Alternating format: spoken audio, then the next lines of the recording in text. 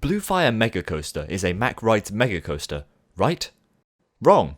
Alpina Blitz is a MACK Rides Mega Coaster, while Blue Fire Mega Coaster isn't. So if Blue Fire Mega Coaster isn't a MACK Rides Mega Coaster, what is Blue Fire Mega Coaster?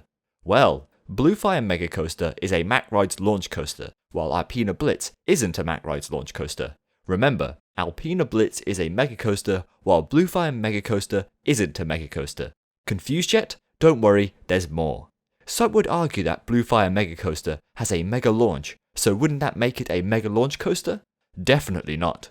Remember, Blue Fire Mega Coaster is a MACK Rides launch coaster, unlike Storm, which is an actual mega coaster. On top of this, both Helix and Icon aren't mega coasters, but launch coasters, similar to that of Blue Fire Mega Coaster.